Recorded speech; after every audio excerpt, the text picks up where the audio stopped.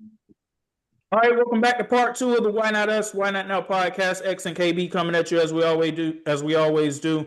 Thank you to everybody for tuning in, however you're listening, whether it's on our YouTube channel, whether it's however you get your podcasts on Spotify, Apple Podcasts, whichever platform you get your podcasts. And big shout out and thank you to our brother, our guest joining us tonight, Demetrius Lewis, aka Nate. So, fellas, there was a big move that happened in college football over the weekend, one that had everybody on the edge of their seats. Everybody was waiting to see what is going to end up happening with Lane Kiffin. Is he going to stay at Ole Miss? Is he going to LSU? At one point, it was he going to Florida? And KB, I've basically been banging the table for the past month that Lane Kiffin was coming to Gainesville. I stopped doing that on Friday once we got that notification that saying, hey, Florida is moving on from Lane Kiffin in the search. Well, we know now that he is going to be the new head coach at LSU. It was going to be no problem for LSU to find a premier candidate for head coach or anybody that they thought was going to be a great coach for their program. That is the benefit of being in the SEC and being one of the premier programs in the SEC. And I bring that up because, ironically enough, the Penn State Nittany Lions, they have not found anyone to come in place of James Franklin, who they fired back in October. And you would think that they would have had a plan on that. Before we touch on Lane Kiffin, just really quickly, are y'all shocked that Penn State is in the state that they're in with this right now? Because they offered BYU's coach the job, and he turned them down to stay at BYU. Nah, I'm not surprised at the state it is. Like I said, man, Penn State has always been a shocker team to me. I started watching Penn State when I really caught on to Penn State when they had Saquon Barkley, when they had Golden Tate. So I used to watch them a lot. So I'm not really surprised. So Penn State always been an up and down team to me. You know what I'm saying? I really started paying attention to them last year in the playoffs. They had a real great, outstanding defense, but I don't know. Penn State just always been I don't know. They just never, I don't know, man. Like I said, if I watch Penn State, I'm watching them for players, not the team. Nate, I understand exactly what you're saying when you say that. But I'm looking at what's going on right now with the fact that they have not brought in a coaching candidate yet, or at least one of those premier names, anywhere from the Big Ten to the Midwest, anywhere in there. We haven't heard of anybody else being in there. Surprisingly, we haven't heard Matt Campbell's name yet. It's not exactly over with yet. Maybe that can happen because they can offer him money that I don't think Iowa State can offer him. So we'll see if that ends up happening or not. But KB, I'm gonna toss this one back to you because it looks like to me that Penn State fired James Franklin throughout the pressure of the fans, pressure of administration, pressure of boosters, and they did not have a plan in place for how exactly they were going to replace him. Yeah, I mean, I think that basically they know that they reached their ceiling with James Franklin. It was the same thing. We were going to put up good numbers in the regular season. We still couldn't beat the cream of the crop when it came to the Big Ten, which was Ohio State, Michigan. You sometimes now you have teams like Indiana. You don't measure up against those teams. In all his tenure, it has led to no national championships. And that's really what it's all about. It's like we're good, but we're not good enough. So I can see them getting, him getting pressured, like pressure from the fans to be relieved of his duties. And honestly, Penn State was one of the first teams that we had talked about once James Franklin was fired of who was going to replace him. And the fact that they have not, that we've seen all these other head coach vacancies filled and Penn State is still, open, it's just kind of surprising to me because I would have never thought that Florida would have filled their head coaching position as fast as they did, even though they, kind of had to move on from Lane Kiffin. Kind of felt like Florida did the whole, go to a party, flirt with a girl, someone else sees it, and they like, oh no, you were talking to her earlier, so now we just got to move on to plan B. It seems like that was their plan B coach. They really wanted Lane, but they moved on really quickly. I just didn't think that they were going to move on that fast. But it's just that just goes to show that I'm saying like I'm not sure exactly who is on Penn State's radar at this point. Are you going to select a coordinator from one of these Big Ten schools to hopefully pry away? Are you going to look at some guys that are possibly going to be let go from any of these schools in the SEC? Who are you looking at realistically as a viable candidate to be the next head coach of Penn State? And why is it taking so long? That is questions I feel like do need to be answered. And if fans are even going to want to start asking, like, what is the holdup? And the thing about this extensive period of time that it's taking them, if it's not a name that jumps out off the charts, then I do think people are going to be upset. I do think that people are going to be upset with the hire if it doesn't just jump out at them because of how long it's taking. And we've seen all these other coaches on the move that are going to possibly be great head coaches at their next position. So we'll see. Yeah, this is the type of stuff that could cause the AD his job if they don't end up getting this right, because we know that football is the sport that powers most programs in college athletics, and that's definitely the case in Penn State with the Nittany Lions. But I want to get back to Lane Kiffin at LSU. And I want to ask y'all first, before I go on this. Do y'all have anything that you want to say about this move? Anything that you have to say about how this was covered? Anything whatsoever? Because I got a lot that I got to get off my chest about this. But I'm going to let y'all go first. Lane Kiffin just shook up the SEC. I know at Ole Miss Ole Miss he went to Ole Miss and made them a great school. Like, that's cool. 3 year, three season, 10 games won. Perfect. Playoffs, cool. But Lane Kiffin, bro, I ain't gonna lie. I got faith in him at LSU, bro. He gonna shake it up at LSU for sure. Yeah, I definitely think that was a right, hire for LSU. And you kind of already seen it coming. Like, usually if a guy was not going to take a position, he would come out and undoubtedly just deny, say, I'm staying, I'm not going to leave. You could always tell, like, he was struggling hard to come to the realization that he was going to leave. But I always felt like he already knew in his mind he was gonna leave. He had been looking for homes in the Louisiana area for a while. So I think that you've seen it coming. I honestly thought he was going to be at Florida. I could have honestly seen it either way it goes, but I think that kind of with this whole thing, I see why they don't want him to. I see it from both sides. I see why they don't want the school doesn't want him to coach them in the playoffs, although he wanted to coach them in the playoffs. He wanted to finish where they started, but they're looking at it from the standpoint of, no, you wanted to abandon us, you wanted to leave, you wanted to hold up the world with your decision. Leave. If you're going to be done, don't be 1 foot in, 1 foot out. Just completely be done. So if I get it from both sides, I think it was a messy kind of breakup because of the way it was handled right before the playoffs starting. So I think that kind of, made muffled up things a little bit. I personally think, he should have been allowed to finish the job with his team just because you got a lot of guys that came to Ole Miss who played specifically for Lane Kiffin. Nobody else. And when you're recruited, as y'all know, if you're recruited by a specific coach, you expect to play for that coach during your entire college career. You don't expect to have to change to a different coach, especially in the middle of the season or right before the bowl season. So it kind of is kind of like a messy breakup that just took a long time. It was a drawn out process, and I think it was a distraction not only for him, it was a distraction for the school, it was a distraction for the team, and it just needed to end. The saga pretty much is over. I really do think that LSU gonna have a great coach. I think LSU is gonna also, NIL's changed the game. I think that NIL pretty much made it to where it's a numbers game now. It's a bidding war, and I pretty much feel like if you can afford the coaches, the players, you can build a program back up to what it once was. And I think that LSU's on the right track. They got the coach.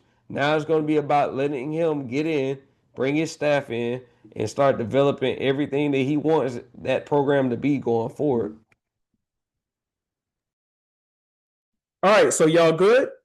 Y'all got off what you need to say? Sit back and relax for a moment.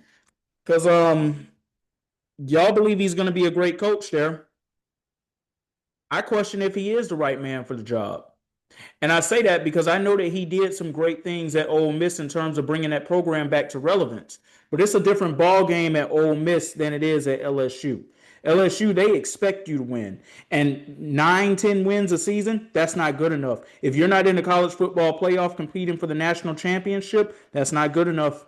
We saw that Brian Kelly had double-digit win seasons his first 2 years at LSU. Now, I'm not trying to compare Lane Kiffin and Brian Kelly in any way whatsoever. What I'm saying is that the expectations are a lot different at LSU than they are at Ole Miss. And I kind of wonder if that pressure is going to get to him. Now, I have no problem with Lane Kiffin going and getting his bag and going elsewhere. Hey, do you? Opportunities don't come every single day like that. I have a problem with the fact of how the media covered this, though. Why was this covered so extensively the way that it was? Y'all really want to know what this really reminded me of? You remember in 2010 when everybody was waiting for a 10-day period to see when the NBA free agency period opened up and everybody's like, where is LeBron James going? And we heard all of this stuff about he's meeting with the Knicks, he's meeting with the Nets, he's meeting with the Clippers, he's meeting with the Miami Heat, he's meeting with the Chicago Bulls, he's meeting with the Cleveland Cavaliers. That was rightfully covered the way that it was because LeBron James was a superstar who had proven himself in the game. He was a back-to-back league MVP and arguably the best player in the game at that point. Some people still said it was Kobe because the Lakers were coming off of back-to-back championships. However you decided during that time period, however you decided. No disrespect to Lane Kiffin, but what big games did he win in the SEC as a head coach? He did not take them to the SEC championship game, so they definitely didn't win an SEC championship game. They never went to the college football playoffs with him prior to this season, but he's not even going to be able to coach the team in the college football playoff this season. He is 4-4 in bowl games in total anyway. So I don't know for a fact that they got the right man for this job. I believe that it was the only way they could go, though, because LSU had to make a splash hire. And no doubt about it, this is a splash hire. It wasn't going to get any bigger than Lane Kiffin. Unless, of course, you had Kirby Smart, Ryan Day, names like that have hit the market. You weren't going to have that. So Lane Kiffin was going to be the big name. They had to hit the home run name on that. They hit the name in terms of the splash hire. You guys do realize that Brian Kelly was also a splash hire too, though, right? That was a splash hire 100% all the way. Now, I know that there were questions coming into that on if that was ever going to be able to work because he had been a Midwest and more of a Big Ten guy all the way through, which is why I'm surprised that we haven't heard about Penn State being in negotiations of any sort with him to come in and be the head coach, but that's a story for another day. The fact of the matter is he was coming off of a pretty successful tenure with Notre Dame, and it was a splash hire for LSU. Now, I know that Lane Kiffin has his experience in the SEC that Brian Kelly did not have. I know he was the head coach at Tennessee, even though he bounced after one season and went to USC. I know he was the offensive coordinator at Alabama on that stacked staff with Nick Saban, even though Nick Saban fired him a week before the national championship because he felt he wasn't prepared for a playoff game. I know that he's been the head coach at Ole Miss for the past 6 seasons. But I question if he is indeed the right man for the job. I just don't know if he is everything that people are buying into him being besides a splashy hire and a big name. And I have to go back to that time when he went to USC and he was not successful doing that. I have to go back to the fact that at the time when USC hired him, that was arguably the #1 job in college football because they were coming directly off of the Pete Carroll era with Mark Sanchez and Matt Leinart and Reggie Bush and everything that USC created in the 2000s. Lane Kiffin was the next man up. And what ultimately ended up happening, y'all? The tenure was so bad that they fired him on the tarmac. Those are things that play in my head that make me question if he is indeed the right man for the job. And I'm not saying that he shouldn't be given a second chance to be proven that. But at the end of the day, what I really learned about all of this is Lane Kiffin is still simply all about Lane Kiffin. The coverage, he ate that up 100%. And I got to go back to what this reminded me of. The way that ESPN had Marty Smith outside at Ole Miss, just waiting to see if we were going to get an answer. Because we were told on Saturday we were going to get an answer following the Egg Bowl game that happened on Friday. We all were sitting there waiting just to get the answer. It reminded me of when Chris Broussard and J.A. Adonde and all of those ESPN insiders were always on the phone around the clock with ESPN, like, all right, where's LeBron going? We got all these other free agents too, but where's LeBron going? Where's LeBron going? That is exactly what this reminded me of. And this coverage was just extensive to somebody to the point that I don't think has the cachet to have been covered the way that this was. I just really don't understand why the networks covered this the way that they did in any way whatsoever. And now, my final point that I'm going to make on this is him not being able to coach Ole Miss in the playoff. It's the right move. You should not be able to coach this team in the playoff at this point because, yes, you guys achieved that, but we already know that you've accepted the job to go to LSU at this point. What are we waiting around for anymore at this point? To allow you to continue to stick around even more, to possibly poach even more players away from us, to take with you to LSU and basically leave us bare bones here? No, it was absolutely the right move for them to make. So at the end of the day, I hope that LSU knows what they're doing because this is either going to be a splashy hire that is a great move. And you know what I really believe sold him on it? Nick Saban. When he said in his post-game press conference on Friday after the Egg Bowl that he misses his father, he wishes that he was here to guide him through this moment. And he said, I'm going to do the next best thing to that. I'm going to call Nick Saban. And he mentioned someone else. I apologize. I can't remember the gentleman's name. But Nick Saban was a big name in that. You know Nick Saban played a role in making sure that this happened. Because what is the one career move that we have heard Nick Saban say was a mistake for him? Leaving LSU. So he still got that love for LSU too. Nick Saban is responsible for bringing LSU to the prominence that they are at right now. Because prior to him coming there, they were just a doormat in the SEC, if we're being honest about it. They have been relevant for the past 25 years because of what Nick Saban built, and others have been able to come in and continue to build upon as well. But the other thing that I also didn't like about this, and then I'm going to toss it back to y'all because I know you probably got some thoughts on everything that I said. I really didn't like how some of these media pundits came out here and disrespected the names of Les Miles and Ed Orgeron. Listen, whatever happened off the field happened off the field. Whatever they didn't get accomplished at other programs, they didn't get accomplished. At LSU, I watched Ed Orgeron win a national championship. I watched Les Miles win a national championship and then take them to another national championship where they lost to Nick Saban. But still, don't disrespect the accomplishments that those men have. Especially when you're so sure that, oh, I know Lane Kiffin's going to win a national championship at LSU. Are you really sure of that 100%? This is still the SEC. This is still a gauntlet. Let's not lose sight of that. Fellas, the floor is yours. Yeah, you make a real compelling argument as far as he's going to get more scrutiny. He's going to be under more pressure than he's ever felt. Because, like I said, the SEC is different because the last time he was in the SEC outside of Ole Miss, he was just a coordinator. It's different having to go see Alabama. It's different having to go see Georgia. And you know it's going to be a motivated game for the guys that are still there at Ole Miss when they have to play Ole Miss again. It's going to be so drastically different. And I can understand why some people are concerned. I think that Lane Kiffin was the best of the bunch that was available, for sure. He was possibly and he has more of the name for pretty much him being around some of the top programs in the country. He has the name. And like you said, it's a splash hire. Now, the difference between, I felt like, with him and Brian Kelly.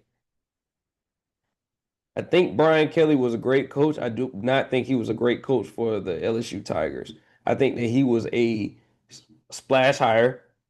When we first heard of him being hired, we was like, oh wow, just based off the success he had at Notre Dame, we were like, oh, this is definitely going to translate well to the SEC. That is the reason why I felt like he was not a great hire, is because he didn't have the experience coaching in the SEC.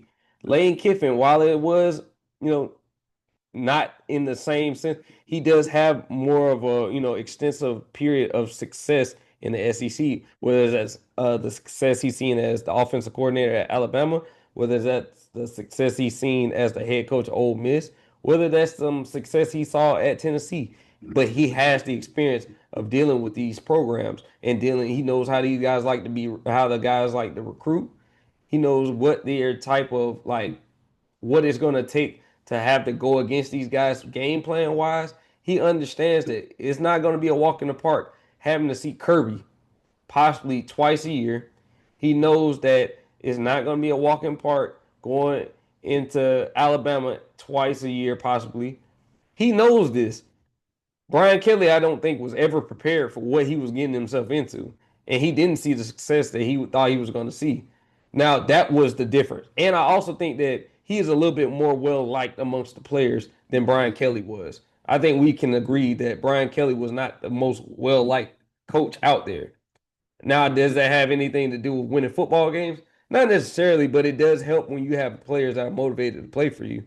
I just think that, Lane Kiffin, he burned some bridges. I will say that. He has burned some bridges. He has, destroyed some relationships that I don't think are ever going to be mended. I think that, like you said, I kind of can see why they don't. I do see why they actually don't want him to coach in, the playoffs because, like you said, it really wouldn't do any good. It wouldn't benefit Ole Miss in any way for sure. It's like if you like, it's not like the days of the past where players had to sit out a year if they transferred. It's now to the point where the transfer portal and NIL pretty much runs college football. And if he can poach some of those same players that he recruited, that he helped recruit, it's a possibility that they could be playing in the LSU Tigers uniform next season. So I get that point. I do get that point. And from the, like I said, from the school standpoint, why would we let you coach and give you something to benefit you? Why would we let you coach a team that you basically quit on?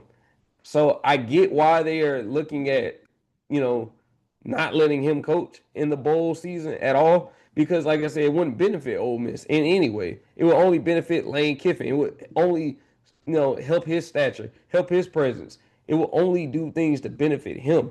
So I just looked at it from the standpoint as, you know, they've had the most success they had in a long time, especially under him. That was the reason why. And I looked at it from a player standpoint of this guy helped recruit me. I want to finish with the guy who helped recruit me. I came to Ole Miss to play specifically for him, no one else.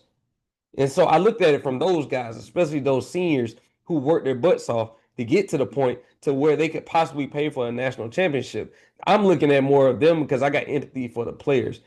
I got empathy for coaches, but I got more empathy for players because those are the guys that are driving the revenue for these schools. So I'm looking at it from their standpoint, like it's heartbreaking that they're not going to get to finish with a guy. And basically, he said that he had a better opportunity on the table for him, not for their benefit, but for him. So I look at it heartbreaking in that standpoint. But I do think he was the best available hire for what was out there. What will happen with him at LSU? I don't know. I just think that he is going to have a rough time, especially this first season. He's going to get a rude awakening that he ain't had in a long time. He's going to see that this ain't no joke. SEC football is hard nosed. It's tough, and you've seen with Texas, they had to navigate a gauntlet this year. He's going to have to navigate that same exact type of gauntlet at some point, whether it be next year or the year after. He's going to have to navigate that going forward. And I don't know if he's equipped to even handle any of that. But we'll see. I'll give him a benefit of the doubt, but I do think that he's going to struggle coming out the gate for sure. Nate, you got any thoughts on this? I ain't gonna lie, bro. I'm throwing all my money on Lane Kiffin, man. He's a great coach, man. Let's get this shit going, man. I ain't gonna lie to you. Lane Kiffin is excuse my language podcast, but Lane Kiffin is definitely I got faith in him. I feel like Lane Kiffin wouldn't take a job if he didn't know he couldn't do it. That's how I feel. That's how I feel. I feel like he wouldn't take a job if he knew he couldn't do it. I'm sorry, bro. I'm sorry. And I get it. Like Kory said, he's gonna struggle. It's the like I just said, it's the SEC. Like if you're a 5-star recruit going to the SEC, you're going to the league. That's how I feel. So him going to coach a SEC team, like it's like you said, Ole Miss, LSU. That's like if Lane Kiffin got hired to coach Bama. You know what I'm saying? Georgia. Like I think Lane Kiffin got what it takes. I think he got what it takes due to him being an offensive coordinator for Nick Saban. You feel what I'm saying? Flying off that wing, where he went to Florida Atlantic, went over there, took them boys to the chip, came over here, took Ole Miss like he got what it takes. It's just he gonna struggle, but through him struggling, they're gonna say he not ready. That's always what happens. Oh, he's not ready. But in reality, Lane Kiffin is ready. What we in 2025? I say 2028, 2029. LSU gonna be a top runner like they used to be for sure. And you definitely very well could be right on it. Maybe it's just me here at the beginning of everything. I'm not sold on it yet. That opinion definitely could change over time. But I'll just say it, close out this part of the segment. I hope that LSU knows what they're doing because you cannot afford for this to end up being a flame out. So hopefully they know exactly what they're doing here. Let's take it back to the NBA because Nate, your Miami Heat, man, they are getting it done right now. They are 14-7 on the season so far. They are third in the Eastern Conference. This has caught some people by surprise. Norman Powell has came in and he has been a welcome addition to this team. Bam and Hero are doing what they're doing. To me, this just continues to go to show that this is a testament to what Spo and Riles have built down there with Heat culture. With that being said, there was some news that came out earlier today out of Milwaukee that Giannis and the team are meeting about his future. And one of those destinations I could definitely see that could be in his future is Miami. With what it is that you all have built up, would you like to see the Miami Heat possibly go after Giannis in a midseason move if it means that you have to give up some of that depth that you got on that roster? It's not worth it, man. I think that Miami Heat basketball is a culture basketball. First of all, we got one of the most underrated, greatest coaches ever coaching, Eric Spoelstra. Let's clap it up for Eric Spoelstra. Eric Spoelstra, yes, excellent, great, wonderful. Miami basketball, they play real basketball. Like they're aggressive. I like Miami Heat right now because we got like think about it when we had let's not even count LeBron. Let's not count Chris Bosh. Let's not count D Wade, bro. We had Norris Cole. We had Shane Battier. We had Mike Miller. You know what I'm saying? We had underrated players on our team. So it's just like now I like what we have. We don't got too many superstars, but we don't have a superstar. We got all stars. We got Bam. Bam is an all star. He's not a superstar. Tyler Hero is an all star, not a superstar. So I feel like if you bring a superstar over there, it'll kill. Like I said, bro, the morale is very important, especially in basketball. Basketball is all about chemistry. You see, OKC is what 20-1, 22-1, 23-1. Like that's chemistry. That's morale. So I feel like Miami Heat, we don't need Giannis, man. He gonna ruin the depth of the game. He gonna take away too much from Bam. He gonna take away too much from you know what I'm saying, from Tyler Hero. So if I was the Heat, I would get a pass first point guard. I wouldn't even get LaMelo Ball. I wouldn't even mind picking up Chris Paul. If you really want to be honest, the Heat play structured basketball. We aggressive and we play structured basketball. So I feel like we definitely need to pick up a like pass first point guard. Like pass first point guard lead, I would pick up Derek White for the Celtics. Somebody like that who can pass, who can score. You know what I'm saying? So Giannis Not to coming mention, up. he does that thing that Pat Riley loves for players to do too. He plays defense. Exactly, bro. Exactly. You know what I'm saying? Like if I can pick one player that doesn't play anymore to play for the Heat right now for a point guard, I would pick Steve Nash. Steve Nash would pick perfect. You know what I'm saying? So the Heat, we got pieces, but we missing that one piece. But we don't need that one piece to break up the pieces that's been put together, if that makes sense. You know what I'm saying? It makes So 100% sense. And I mean, this has kind of been the way it has been with Miami since, they acquired Jimmy Butler in the 2019 offseason. A guy that was a star, an all star, but not necessarily a superstar, but they put all the right pieces around him and they made everything work. Got two trips to the NBA Finals out of it. And also a year where they were the number one seed in the East and fell just one game short of going back to the NBA Finals You know what too. I'm saying? And then that year they went to the finals. Like damn, we swept them Bucks. We killed the Knicks.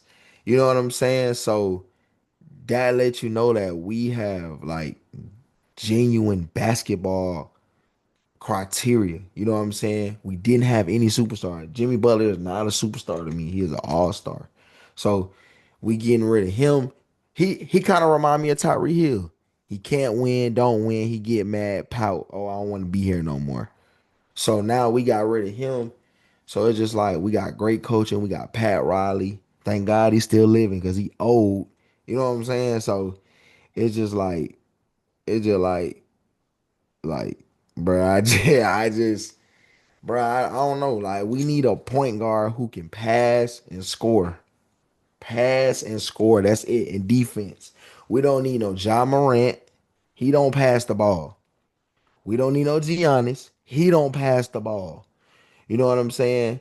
And it's like I said, bro. We just need like a fluent point guard. And I ain't gonna lie to you, there are no fluent point guards in the league other than Derek White. No fluent point guards. Like I would have loved to have Rajon Rondo. I would love to have a Ricky Rubio. You know what I'm saying? But it's no more of those in the league. Like it's no more point guards in the league. So I feel like the Heat, we good where we at. It's just we gonna get beat every time because we don't got that piece. We not losing because we suck or we can't play basketball or we don't have a chemistry. We're losing because we really don't have that piece. And there's not a piece in the NBA right now. So we working with what we got. But they're making it work too. 14-7. KB, your thoughts? Yeah, I see it. I see his point about getting like, a traditional point guard because, you thrust like guys like Davion Mitchell, who's more of a defensive stopper at that point guard position, but he's not really I'm gonna come down the court, set up the offense, get the guys going. But I like the pieces that they got. Like me being a Hawks fan, I see the Heat a lot. And one thing I can say, they got a bunch of complementary pieces that just work well together. Bam is a good complementary piece. Jaime Jaquez, he's a good complementary piece. Then you got one of the possibly the most underrated free agent. I mean, not free agent, but trade in this offseason, bringing in Norman Powell. Norman Powell pretty much changed a lot of things because I guarantee the Clippers could definitely use Norman Powell right now. Um, then you just look at where they are. The East being wide open, the Heat can go as far as they want to, but I think they're just gonna have to be gritty pretty much the whole time. They're not gonna beat teams with style. They're gonna beat teams by playing like rugged basketball. That's really the way they're gonna have to play. Because you look at teams like Detroit that play a physical style of basketball. Miami can match them with that physicality.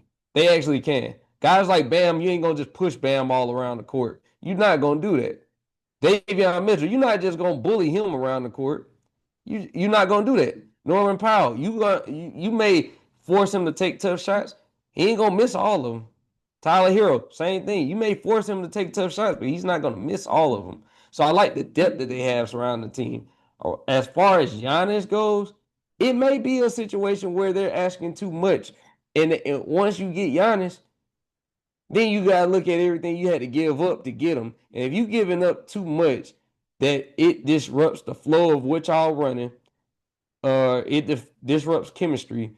Then you kind of gotta like it as appealing as it is because Giannis at worst is a top three player to me in this league at worst. But it's like I don't want to sell the farm for a guy. If it's gonna interrupt everything that I pretty much built this team on being, which is playing good complementary basketball. And and Giannis, oh my mic on. Yeah, it's on. And Giannis is injury prone. Giannis has been getting hurt the past couple of seasons. So it's kind of just like, are they Euro stepping, buddy? No, sir. Like So Miami don't even play one man basketball like that. You get what I'm saying? Like they don't. we pass the ball, we play defense. All right. Bam Adebayo, he playing center as a power forward. So just imagine when we get a true center, like a true center and a true point guard, bro. We're gonna be something to reckon with. Like that's why I said we're good. So let On me ask, my on mind losing, on mind losing in the playoffs, or you know, on mind getting beat in the playoffs. Because at the end of the day, bro, I feel like, bro, if your team going to the playoffs, bro, if you go into the playoffs and you actually making it there, bro, you got a chance to keep building. So I'm cool with that. And we just went to the finals with Jimmy Butler and what we had. We didn't even like. Come on now, come on now. so Nate, let me ask you a question then. Who would you be willing to part ways with in a potential trade package to get Giannis? Because we talking about the depth, but who are you willing to like if Nobody. you had so you wouldn't make the deal at all? I don't want Giannis. Giannis is gonna mess up the culture of the basketball.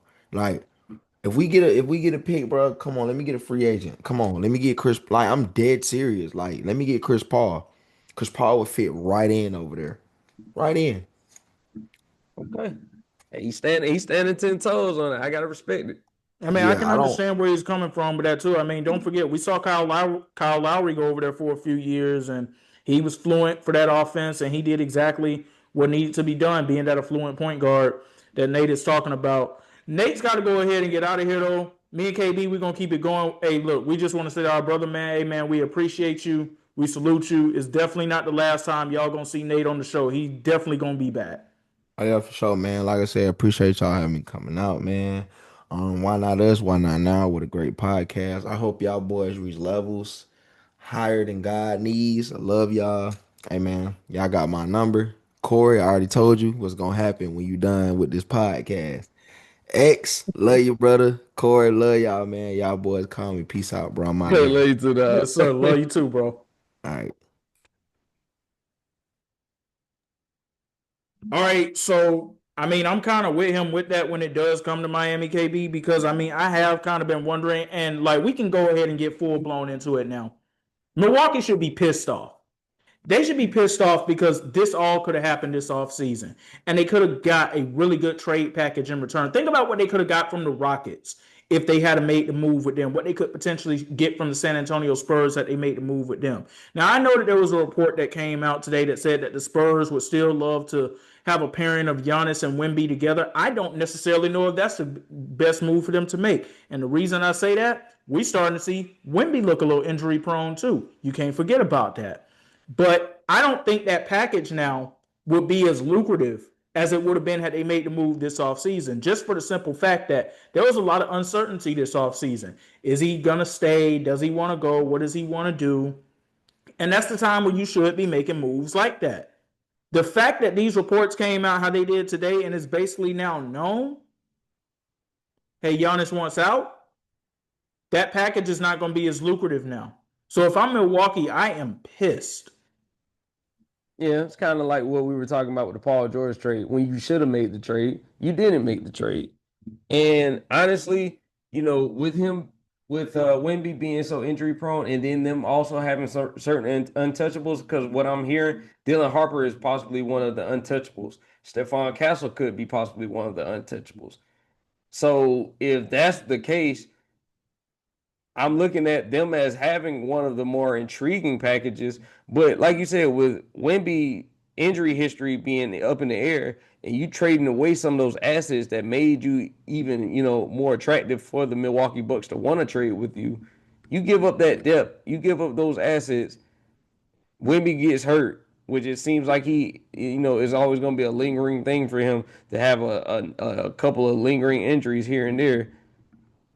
What do you have left? Giannis and friends? Like that's gonna be what you have. Like it's cool when he plays, but it's just like Kawhi. When he plays is the important thing. Like I think that you are right. I think they are pissed because, like I said, what they would have gotten in the offseason has significantly dwindled from what they could get now. And that's more of a being a little bit too cautious with it because like I think that they're waiting on the best trade package. But they're also wanting to see like Giannis, I think, wanted to play it by ear. I think when he had those discussions with the front office about his future, he wanted to see, are we building a contender or are we just going to be middle of the pack or are we going to be just rebuilding because I don't want to stay here for that. That's perfectly fine. But here's another reason Milwaukee should be pissed. a lot of the reasons that they're in the state that they are right now as a team that they have constructed is because of him. It's because of moves that he put on the organization, the pressure that he put on them to make. They hire Adrian Griffin, who actually was doing a decent job as the head coach of this team. Absolutely. They fired him because Giannis wanted him out. Mike Budenholzer got fired because Giannis wanted him out. That is the coach that you won the championship with. And look, what happened in Phoenix happened in Phoenix with Mike Budenholzer there. I don't think any coach would have been able to win with that situation. That was a hot mess. We see now that they've been able to actually get the pieces in place that they need to put around Devin Booker, and they're actually playing position basketball. We see what they're doing now. Just popped my Lakers on Monday night. Not happy about that, but we'll move on. Chris Middleton injured. I can understand why you moved on from Middleton. But why did you move on from Drew Holiday, who leaves you? You trade him to Portland. He gets a buyout, goes to the Celtics, who I would say are arguably the Bucks' biggest rivals in this decade. Either them or the Miami Heat. And goes and wins another championship. Wanted Damian Lillard. That didn't work in any way whatsoever. A lot of it due to injuries, but it didn't work nonetheless. And now you got Doc Rivers there, who we've had questions about for years now as a head coach in this league. This team is in the shape that it is in because of the pressure that Giannis put on that organization to make moves that probably didn't necessarily have needed to be made. And had they been more patient, had he been more patient, maybe, just maybe, they could have been in a better state of affairs with things. Because if I'm not mistaken, they gave away a good chunk of first round picks to get Damian Lillard too. And they're not going to get those first round picks back in return. So yeah, Milwaukee's got multiple reasons they should be pissed about this. Yeah. And we see superstars put pressure on their organizations all the time, but it has to be within reason. Like, if we're going to do a mutual parting of ways, then I have to get something out of it. You have to get something out of it. But it has to benefit both of us in the long run. And like you said, the only thing about trading for a guy like Giannis, it could deplete your roster. It could pretty much do away with everything that you were hoping that this trade would accomplish, which is to help bolster your chances of winning a championship. But if you lose that depth, like we saw with the Suns, like we were just talking about the Suns, they thought that they could just assemble KD, Bradley Beal, and Devin Booker, and it would just work automatically. And it was honestly one of the worst showings of putting a team together.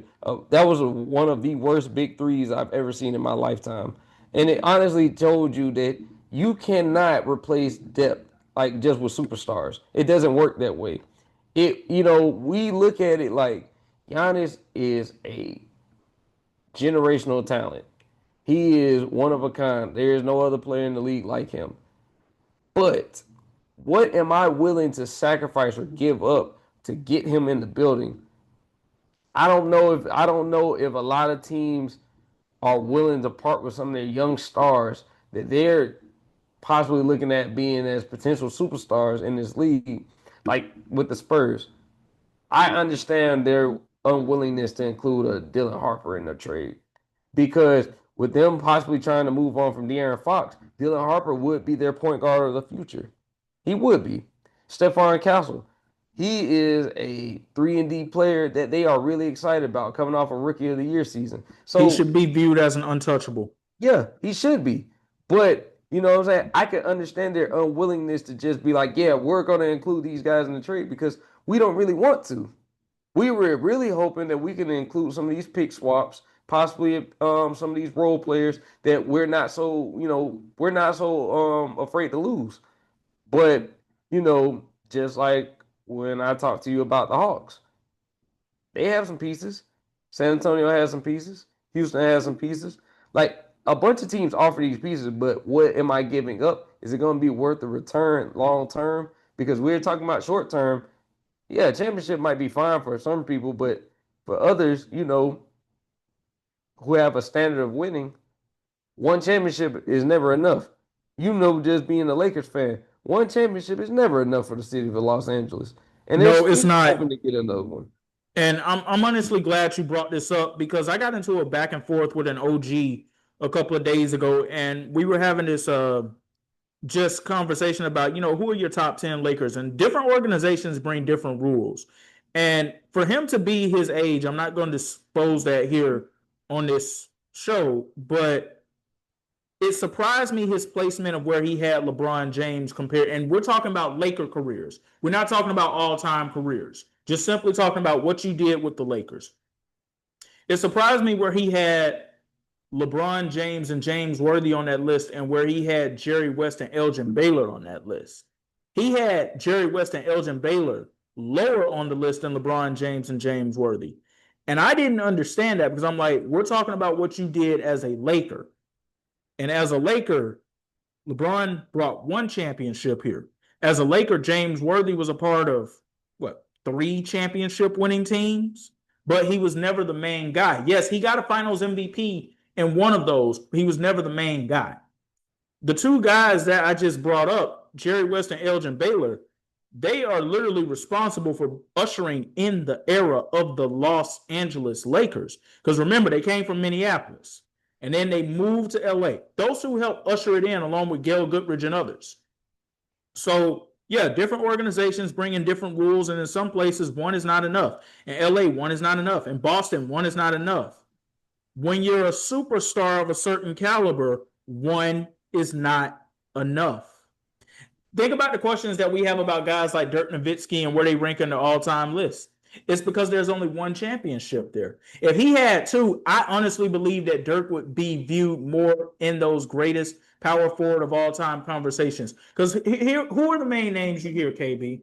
Charles Barkley, Tim Duncan, KG, Karl Malone. Dirk is about the 5th, 6th, 7th name you hear on some of those lists. And for guys like you and me that grew up watching him, it's like, are you crazy? That is arguably one of the most skilled basketball players we've ever seen. And it is crazy to think that because of the fact that he does have a ring, while 2 of those guys that you mentioned in that list don't have a ring. They got there, but they didn't get to actually sniff the championship, and they were a part of a team. Like, I get what you're saying with the one ring. One ring is something that people will hold against you, because if you remember, they were holding it against Giannis to win, like just in general. Now they're holding it against, okay, you're supposed to be this great player, yet you have 1. The same standard that Nikola Jokic is going to be held to as well. He is another great player, the top player in the league. He's held to just, when you won 1, you have multiple MVPs. When are we going to see something? You're the best in the world. We need to see more.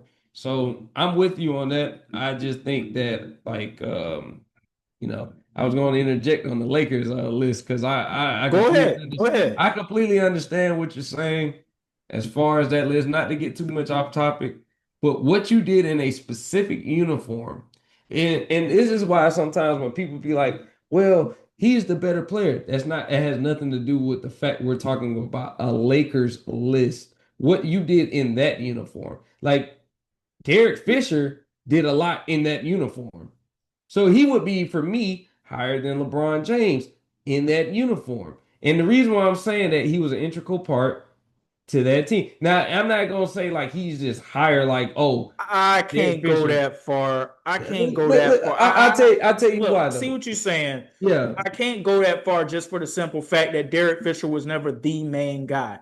He wasn't even the number 2 guy on those So we teams. only talking about main guys. Main guys and guys, yes, mainly main guys. And if not main guys, second guys after that. Because I can tell you who came in at number 10 on my list, and he was never the main guy, but he was very important. Pau Gasol. Pau Gasol was number 10 on my list. Okay.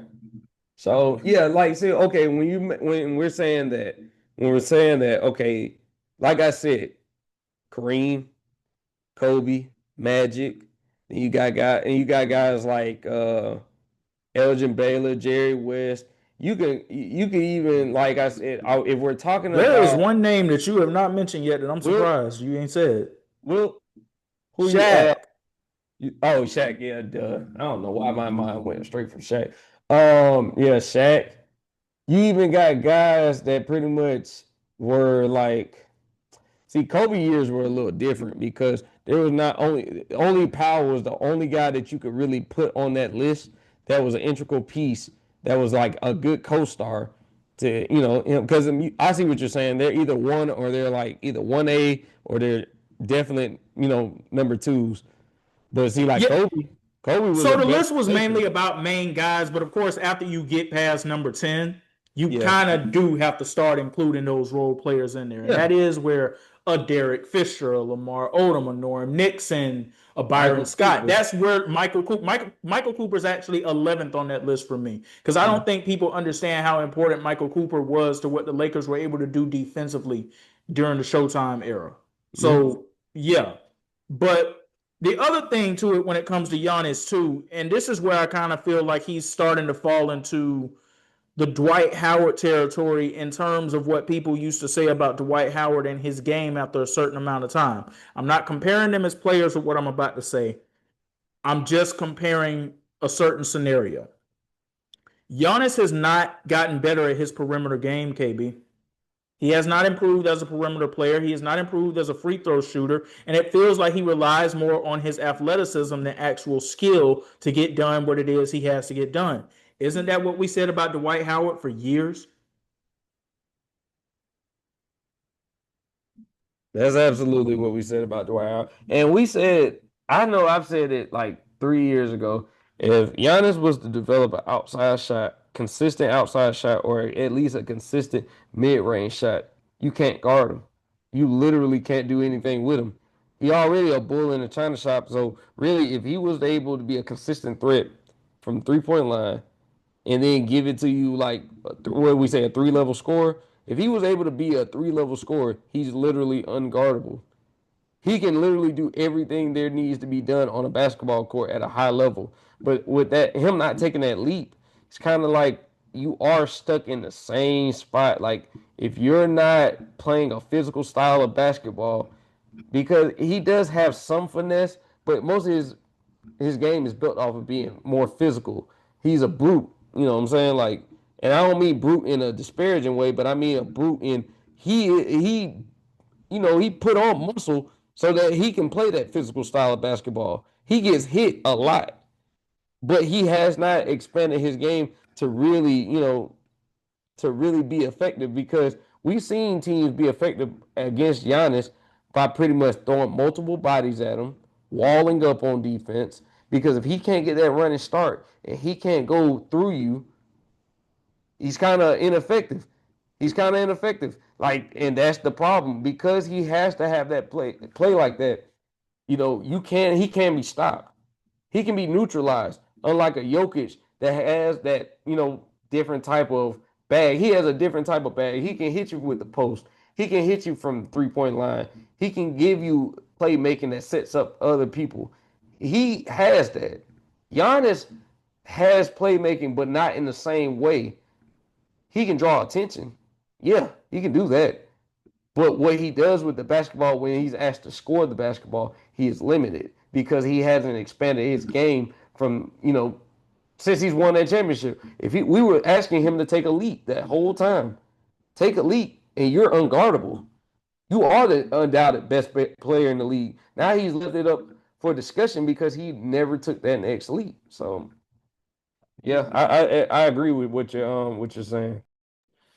So we will see what ends up happening with Milwaukee and just that entire situation there. But it's starting to turn into a mess, and it's a mess that honestly didn't have to happen if things had to just happen the way that they did this offseason. I honestly think that if Giannis had ended up going to the Knicks and you give up everything except Jalen Brunson, I honestly think that's something that could have worked because Jalen Brunson is the type of player that makes up for being able to do the things that Giannis would have not been able to do. And you at least would have had two guys who would have been committed to playing on the defensive end of the floor, too. Because at times it does seem that Giannis is the lone main defender out there on the floor. And here's the problem with that. He's getting older, and you can already see he's not the defender that he was just 5 years ago. So that's already a problem in itself, too. I want to switch back over to some college football if we can, because Texas got a huge upset last weekend, defeating Texas A&M, even though it did happen in Austin. It was Texas A&M's first L of the season. Look, we knew it was coming. The game against South Carolina showed us some things about that team. Although they made the comeback victory against the Gamecocks, Texas went in and they did exactly what it was that they were supposed to do. I have to say, another impressive showing by Arch Manning, right? And this goes back to what I was saying about the second half of the season. I'm seeing something with him that we didn't see necessarily in the first half of the season.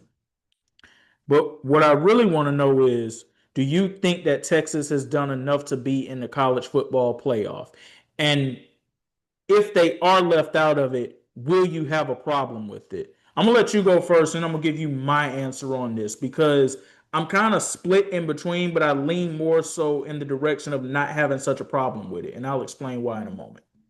Yeah, I'm split on it too, but like you said, I am more leaning towards not having a problem with it because early in the season they did not look good. I'll give them the game against Ohio State. I'll give them the game against Georgia. I will not give them the game against Florida. Florida was spiraling and they were not in a good spot, and that was a team you're supposed to dominate. I'm not even going to give them some of these other games because even when, we talked about early in the year when he's going against these smaller schools and he was not dominating the way he was supposed to. Texas looked mediocre at plenty of times in the season. That is the reason why I felt like I wouldn't have a problem with them not being in the playoffs because you cannot tell me that, yes, now I give them their strength of schedule is one of the best in the country. That is the only thing that is really working in their favor. And the fact that they beat Texas A&M just let me know that Texas A&M I don't think was as high as they should have been. I think Texas A&M had been cutting it close, and it finally came and bit them. I think that Texas, they did not show me enough throughout the season to warrant a playoff spot because if you put them in, I feel like you would be taking out somebody that would be well deserving of that spot. Hear me out though. If you don't, you know what I'm saying? If you don't put that in, you have the argument coming from their side. Our strength of schedule is better than pretty much anybody else's, and especially those top two Big Ten teams. Our strength of schedule is better than every single team pretty much in the college football playoff.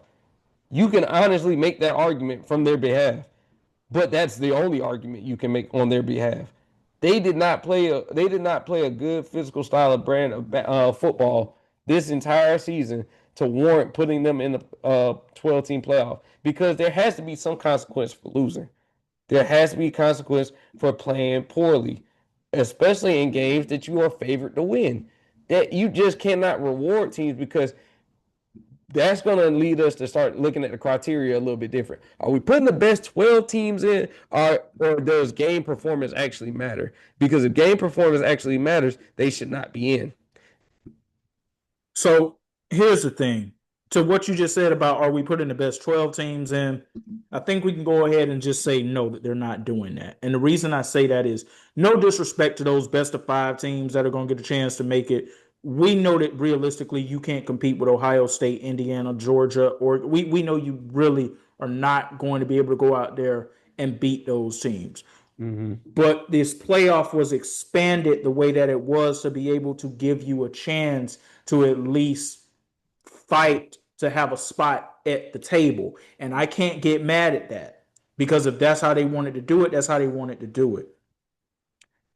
I'm glad you brought up Florida, though, because that's the one game that I've been trying to tell people who are Texas fans who have been crying about this whole Sark was 100% right. It would just be the travesty to college football if they don't put us in. Nobody's holding Ohio State against you. You played Ohio State tougher than any team has played them this season. Nobody's going to hold Georgia against you. That's arguably the number 1 team in the SEC. They've at least proven it at this point in the season. I'm holding Florida against you. I have to hold that L against you. They were 1-3 coming into that game. See, and our good friend Lawrence, and we'll have Lawrence back on the podcast soon. One of the things he said is, I don't understand why people are making more of an argument for Miami and Notre Dame, especially Miami, who lost to Louisville. So let me break it down for you. Louisville was 4-1 coming into that game against Miami. Who did their lone L come against? Virginia, the number 1 team in the ACC right now. But, okay, fine.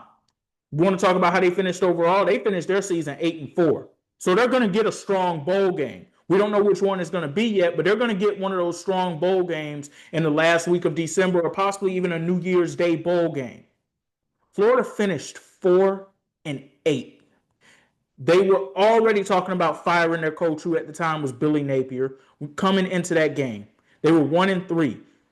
Texas losing to them, in my opinion, is what saved Billy Napier from being fired earlier than he was, quite honestly. Because if he had lost that game, I think they would have shown him the door the very next day. So, no, I cannot let Florida go. And I don't want to hear this whole, oh, but it's still the SEC. No, there are levels to this. Florida was a bottom-feeding SEC team this year.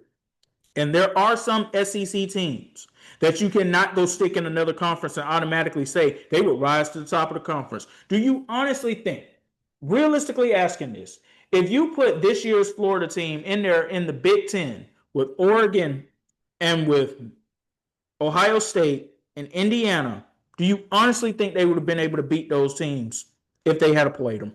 No. And like I said, what makes your point is like we are not like, yeah, you competed against, like you did run the gauntlet. But I'm not gonna give you credit for hanging in with these teams just because of their record. I'm not gonna give you all the credit and then just like overlook your blemish, because that was a game that everyone was looking at. Okay, Arch Manning should have a coming out party. He should, he should go crazy. Not even just Arch Manning. That defense should have dominated Florida, bar none. That was no excuse. That defense, I don't care on the road. I'm not even going to look at, oh, well, it was on the road. I don't care. I honestly don't care. That team was on the verge of firing Billy Napier, like you said. I don't want to hear the semantics of it, because that is this is another reason I kind of missed the BCS era, because this conversation wouldn't even be a thing. This conversation that they're having wouldn't even be a thing, because there was real consequence for losing. There has to be a consequence for losing, because if there's no consequence for losing, then we might as well just throw out the records. This might as well just be a showcase for all teams to just go out and play some games, and we'll just pick 12 teams at random. Now, let me ask you this. Let me ask you this before you continue your thought, because you talk about there needing to be a consequence for losing, and I agree with that. Virginia and Duke play this Saturday in the ACC championship. What if Duke beats them with a 7-5 record? And that is also another reason why you said that it's not the 12 best teams. Because if they were to get an automatic bid being the ACC champ, that would just kind of pretty much destroy this whole entire, like, there would be literally nothing that you could honestly make a case for as to why we're still doing this. Because if a ACC champ can come in there with a terrible 7-5, 7-6 record, that kind of defeats the purpose of saying we're going to get the best 12 teams to go at it to compete for a national championship, because now you're not getting the best 12. You're going off of, we need an automatic bid. And that just kind of for real destroys the whole entire argument for why we're having a 12-team playoff. They expanded this thing to include more teams to have who had cases for why they should be playing for a national championship. They expanded it.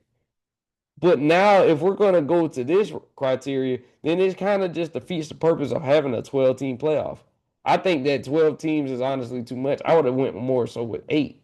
I'd have been fine with 8.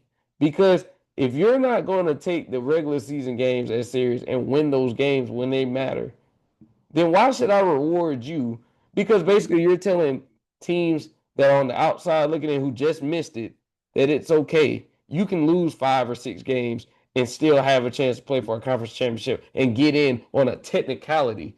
I don't like that. I just think that's cheesy, because you got deserving teams out there that may have had one blemish. One.